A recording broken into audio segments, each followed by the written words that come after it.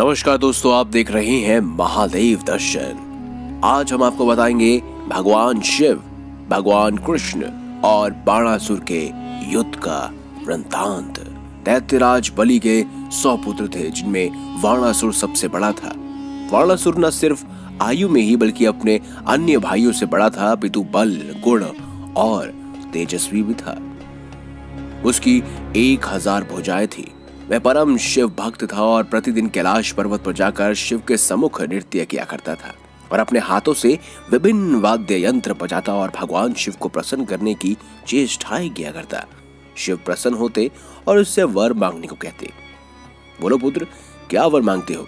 बाणासुर ने एक दिन कहा, भगवान, मेरे मन में किसी दुर्लभ की उत्पीड़ित करने की अथवा देवताओं पर विजय प्राप्त करने की तनिक भी कामना नहीं है।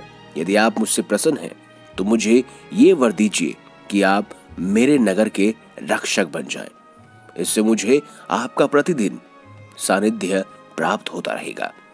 भगवान शिव ने कहा, तथास्तु, और अंतर्ध्यान हो गए।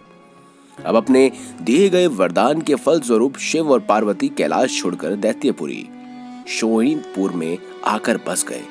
बाणासुर की एक पुत्री थी जिसका नाम उषा था। वो मां पार्वती से संगीत की शिक्षा प्राप्त करने लगी। उषा यौवन कला की दहलीज पर पहुंच चुकी थी। एक दिन उसने शिव पार्वती को एकांत में रमण करते हुए देखा तो उसके मन में वासना पैदा होने लगी। वह पति प्राप्त करने की इच्छा करने लगी। इधर बाणासुर शिव से कह रहा था कि भगवान, आपने मुझे 1000 भुजाएं तो दे दी है, किंतु अब मुझे भार स्वरूप लगने लगी है। बेकार पड़ी पड़ी मेरी बाहों में खुजली होने लगी है। मैं युद्ध करना चाहता हूं जिससे मेरा आलस्य दूर हो सके, लेकिन कोई मेरी जोड़ का व्यक्ति धरा पर है ही नहीं। भगवान शिव समझ गए कि बाणासुर के मन में अब अभिमान पनप उठा है।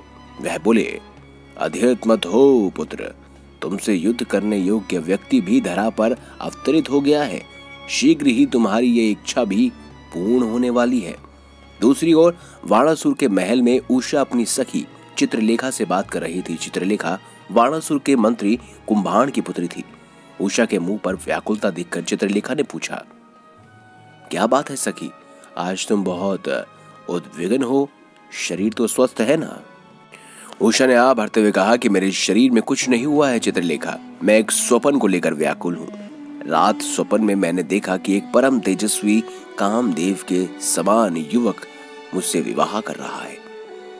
तो चित्रलेखा बोली, कहो राजकुमारी, तुम्हारा हर काम करके मुझे अतीत प्रसन्नता होगी।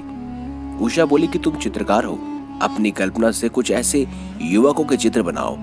मैंने तुमसे उस स्वप्न पुरुष के बारे में बताया, बिल्कुल वैसा ही बनाओ, मैं उसे पहचान लूंगी। फिर चित्रलेखा ने उषा के कल्पना के आधार पर चित्र बनाने आरंभ कर दिए। एक चित्र ऐसा बना जिसको देखकर उषा खुशी से चिल्ला उठी, यही है, बिल्कुल यही है सखी, यही युवक रात को मेरे सपने में आया था। चित्रलेखा चित्र को गौर से देखने लगी। मायावी दैत्य की पत्नी होने के कारण चित्रलेखा स्वयं ही बहुत मायावान थी। उसने अनिरुद्ध को पहचान लिया। अरे, ये तो अनिरुद्ध का रेखा चित्र है सखी। अनिरुद्ध प्रद्युम्न का पुत्र है और श्री कृष्ण का पौत्र है। वे लोग द्वारका में रहते हैं। उषा बोली, कुछ करो सखी, कैसे भी हो जाए इस युवक को मुझसे मिलवा दो। फिर क्या, एक दिन चित्रलेखा ने अनिरुद्ध को उषा से मिलवा ही दिया, लेकिन उसी समय वहां पर बाणासुर भी पहुंच गया और बाणासुर ने उसे बंदी बना लिया। लेकिन बाणासुर ने उसकी बात का विश्वास नहीं किया कि वो स्वयं भगवान कृष्ण का ही पौत्र है। कुछ देर तक दोनों के बीच में युद्ध चलता रहा। फिर बाणासुर ने अनिरुद्ध को बंदी बना लिया। अनिरुद्ध के बंदी बनने की खबर नारद द्वारा द्वारका पहुंचाई गई। ये खबर सुनकर यादवों में क्रोध भर गया। कृष्ण अपनी सेना सहित शोणितपुर पर आक्रमण करने के लिए चल पड़े। यादव सेना और दैत्य सेनाएं आपस में भिड़ गई। कृष्ण और बाणासुर में भयंकर युद्ध छिड़ गया। दोनों ओर से अनेक प्रकार के अस्त्र शस्त्रों का प्रयोग किया जाने लगा।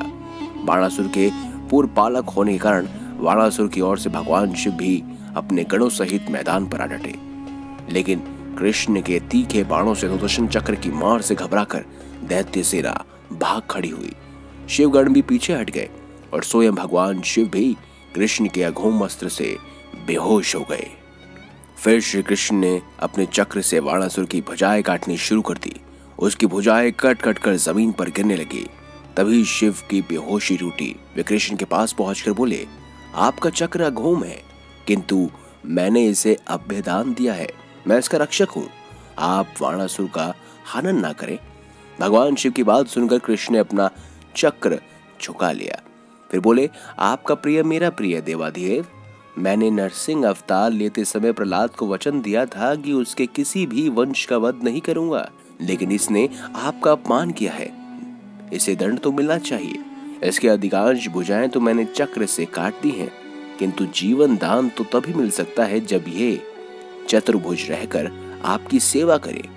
ये कहकर कृष्ण ने वाणासुर की शेष भुजाएं भी काट दी और 1000 भुजाओं में से सिर्फ 4 भुजाएं शेष छोड़ दी। फिर वाणासुर ने भी खुद अनिरुद्ध और उषा का विवाह कर दिया।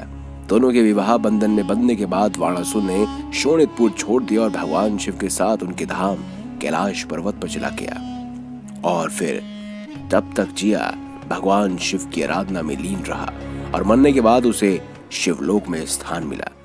तो दोस्तों, अगर आपको हमारी ये खास जानकारी, ये वीडियो अच्छी लगी हो तो इस वीडियो को लाइक करें, हमारे चैनल को सब्सक्राइब करें और ज्यादा से ज्यादा शेयर भी करें। मिलेंगे अगली बार एक नई खास वीडियो के साथ। अब तक के लिए बहुत बहुत धन्यवाद।